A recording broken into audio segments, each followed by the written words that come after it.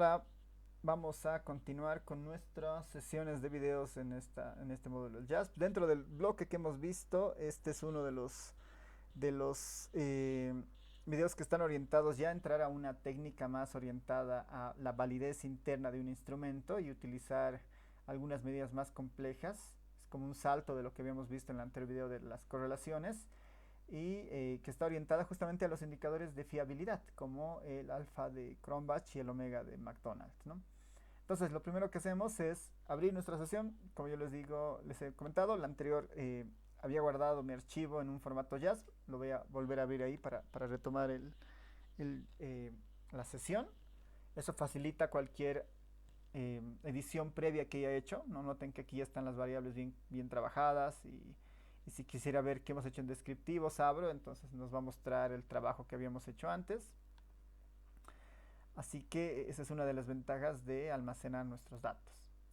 Ok, entonces para hacer nuestro análisis de fiabilidad, ¿no? O este módulo de reliability, lo que tenemos que hacer en el JASP es identificar nuestros constructos. Aquí están la Q1 hasta la Q10.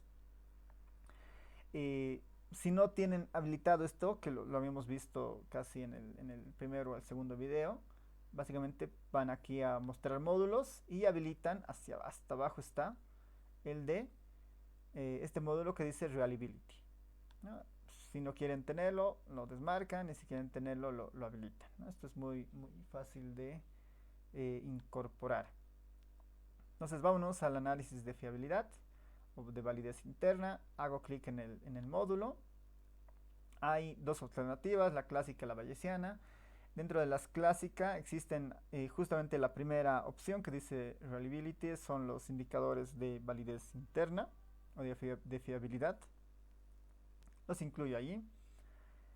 Y lo único que necesita es justamente las variables que hacen a nuestro constructo, ¿no? Las variables que hacen a nuestro constructo. Por defecto está el omega de McDonald, ¿no? El omega de McDonald. Y ahorita vamos a ver cómo habilitamos el alfa de Cronbach. Y lo único que hago es seleccionar mis ítems, ¿no? Mis preguntas vinculadas al constructo, en este caso de autoestima de Rosenberg. El objetivo de estas variables es la validez interna, cuán bien ha trabajado nuestro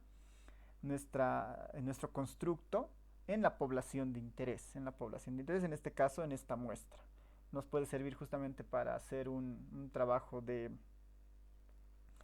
un trabajo vinculado a validez de un instrumento o también analizar cuán bien una encuesta se haya adaptado en un determinado contexto. Una vez que hemos hecho esto, si se van acá a la parte de análisis, ahí tenemos la alternativa de calcular el alfa de Cronbach. Lo voy a marcar y ahí está saliendo, ¿no? Ahí está saliendo el alfa de Cronbach. Ahora, un par de comentarios, ¿no? Un par de comentarios. Noten que el omega de McDonald no está siendo calculado. Me dice que ha habido un error, una falla. Y el alfa de Cronbach sale menos 0.092. Ambas medidas, mientras más fiables son, deberían ser más cercanas a uno, ¿no? Idealmente mayores a 0.70 para pensar que es una buena, que nuestro constructo tiene una buena validez interna en la población de referencia. Noten que esto no está sucediendo y eso pasa principalmente porque estas medidas asumen que la dirección de nuestras preguntas tienen la misma dirección, o sea, tienen el mismo sentido. Y estos módulos, estas preguntas del test de Rosenberg, y justo voy a aprovechar que tenemos de uno de los videos anteriores una descripción de este test, van a ver que no todas las variables o no todos los ítems tenían la misma dirección. Acá, por ejemplo, teníamos, déjenme buscar lo que lo tengo acá. Bueno, es esta carpeta. Aquí teníamos la explicación un poco del test de Rosenberg con los diferentes significados de los Qs, ¿no? El Q1 hasta la Q10. Y justamente, ¿no? Justamente existen algunos ítems que están invertidos que por comodidad, ¿no? Para facilitar justamente la entrevista de las personas, se invierte el orden de las escalas para que en este caso se facilite la respuesta, ¿no? Es decir, no todas las preguntas garantizan que si la persona marca uno tiene, si quieren, baja autoestima o marca más cerca del 4 tiene alta autoestima. Esto varía según los diferentes ítems.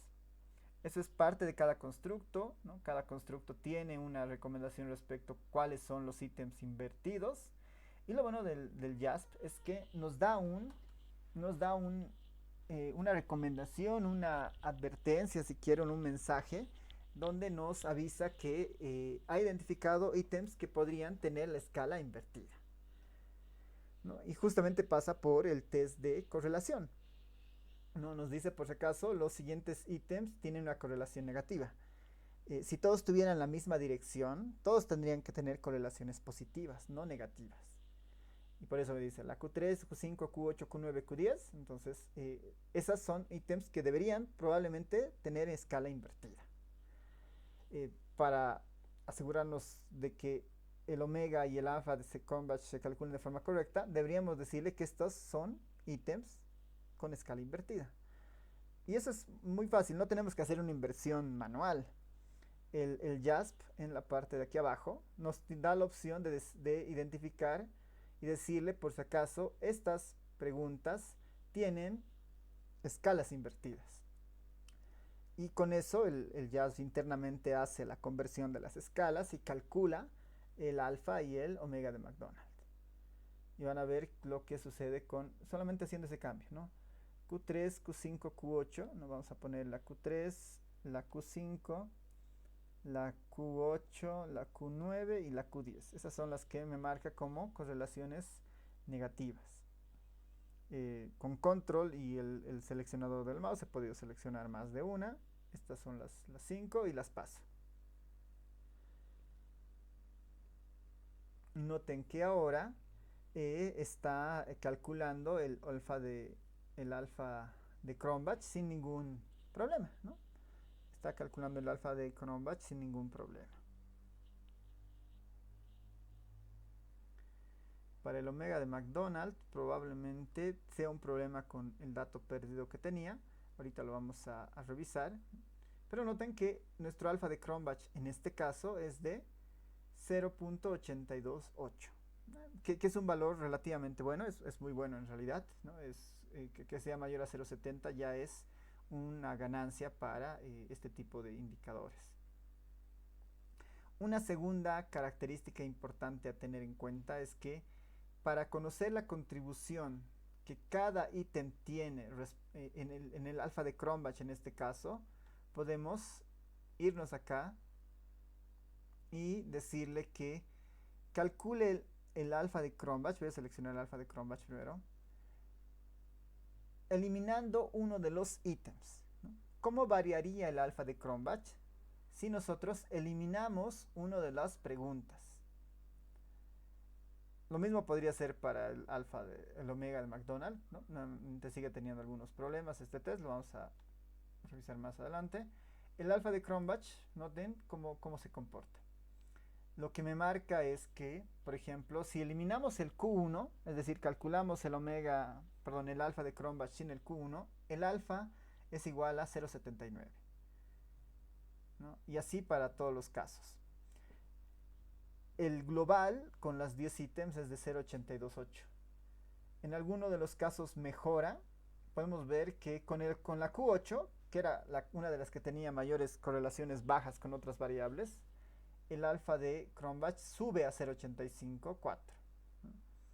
Lo que significa es que la Q8 por ahí no está tan bien correlacionada con los otros ítems, algo que habíamos advertido en el análisis de correlaciones en el anterior video.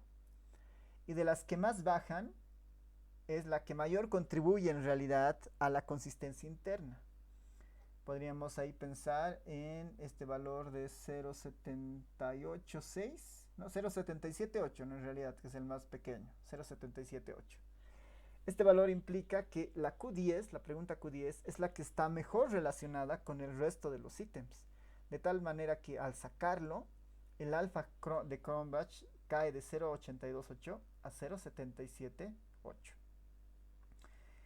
Y eso ya nos da una idea justamente de la potencia o fortaleza de cada uno de los ítems para nuestros propósitos. Ok, entonces ya tenemos nuestro alfa de Cronbach calculado. Para el caso del omega de McDonald, una característica importante es que al tener tan pocos datos como los que tenemos ahora, que son 18 datos, el omega de McDonald es un tanto más complejo que el alfa de Cronbach. El alfa de Cronbach lo que hace es calcula las contribuciones de las varianzas de cada dato y lo compara con la varianza total, ¿no? Que es la suma de las varianzas más las covarianzas de las observaciones para hacer el cálculo. Pero asume que todos los ítems tienen la misma importancia, mientras que el omega de McDonald utiliza un análisis de componentes principales, un análisis factorial confirmatorio, y para ello necesita hacer algunos procesamientos un poco más intensivos vinculados a la matriz de correlaciones, algunas transformaciones. Y al ser tan pocos datos, hay la posibilidad de que esto no se lleve a cabo. Sin embargo, el JASP ahí, por ejemplo, nos está advirtiendo, no intente que el omega no se pudo calcular, probablemente por algunos problemas al ser tan pocos los datos, y nos dice intente cambiar a PFA en las opciones avanzadas, ¿no? Las opciones avanzadas, por si acaso, se encuentran hasta aquí abajo. Hasta aquí abajo, esto bueno, están acá, ¿no? Las opciones avanzadas están hasta aquí abajo, es la última opción, opciones avanzadas acá. Y ahí van a ver que tiene, ¿no? ¿Cuál es el criterio para trabajar con el omega de McDonald? Nos dice, ¿no? Por defecto está CFA, ¿no? Es un análisis factorial confirmatorio. Y le puedo decir que no utilice este es normalmente sensible a pocos datos, puedo utilizar el PFA, que es una aproximación para sí poder no tener estos problemas de estimación, y noten que con eso ya hemos podido incluir el omega de McDonald, simplemente cambiando esta característica. Suele suceder con datos pequeños. También aprovechar que estamos en esta pestaña, si recuerdan teníamos valores perdidos acá, ¿no? En el Q10 teníamos valores perdidos. Nosotros le podemos decir, voy a volver al análisis, justamente en esta parte de opciones avanzadas, cuál es el criterio de tratamiento para los valores perdidos. Por defecto está el pairwise, que significa cuando necesite tomar dos casos y uno tiene dos variables, y uno de esas dos variables tiene valores perdidos, no los tome en cuenta, no tome en cuenta ese caso. Y el deletewise es un poco más amplio. Si esto marco, lo que va a hacer es que absolutamente todas bueno, y noten cómo cambia, ¿no? Del pairwise, que era 0.828, al delete listwise a 0.86 y 0.887. Este es el más adecuado en este caso, el delete lastwise. Lo que le está diciendo al JASP es que con este criterio, no tome en cuenta la observación, toda la fila con el dato perdido. No está tomando en cuenta a toda esta primera fila, porque en el Q10 tiene un valor perdido. Si tuviéramos otro valor perdido, imagínense en el Q5 en este caso, o acá, ese delete lo que le está diciendo es toma exclusivamente los casos que tengan la información completa desde la Q1 hasta la Q10, porque así se construyen estas medidas, desde la Q1 hasta la Q10. Esa es la mejor práctica en este caso, ¿no? Que tome en cuenta todos los valores completos. Y eso lo logramos con esta opción de delete listwise. Y con eso ya tenemos el alfa de Cronbach, el omega de McDonald, ambos calculados. Y tenemos también acá el alfa de Cronbach y cómo se comportan si es que se van borrando algunos. Podemos incorporar ahora cómo se comporta el omega de McDonald si algún otro ítem es borrado, para saber qué ítem está contribuyendo mucho más y para también tener una idea de qué ítem está contribuyendo menos a la validez interna. En general, el test de Rosenberg de la autoestima es un test estandarizado, ¿no? Uno esperaría que se acomode relativamente bien a diferentes contextos.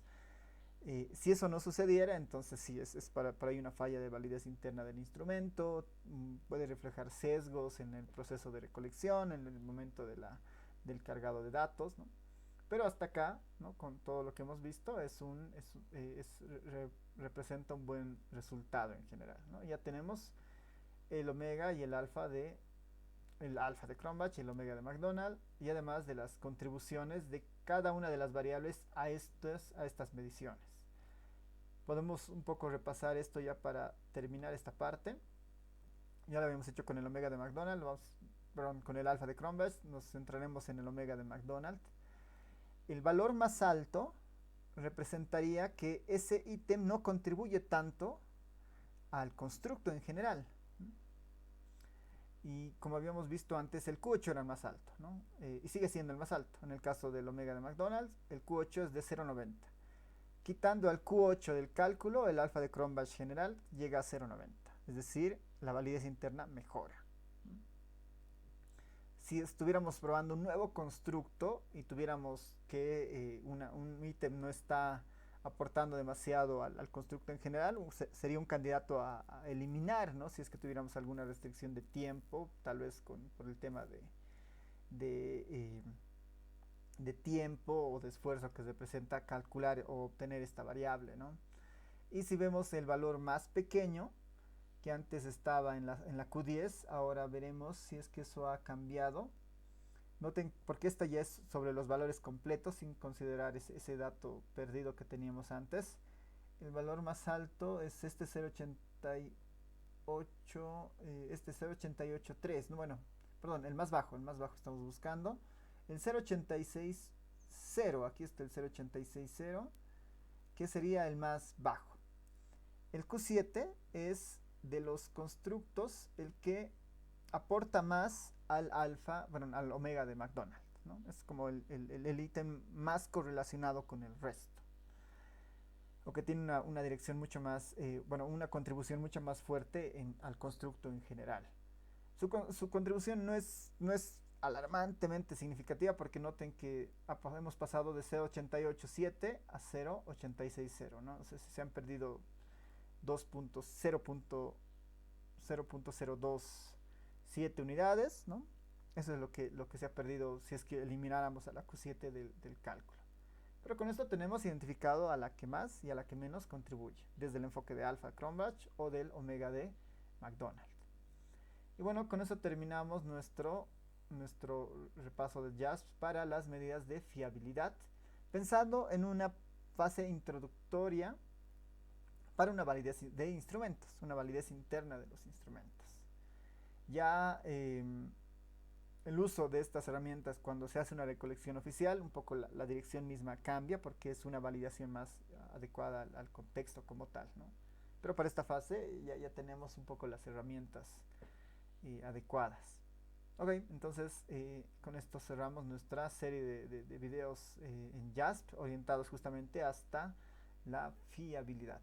Nos vemos.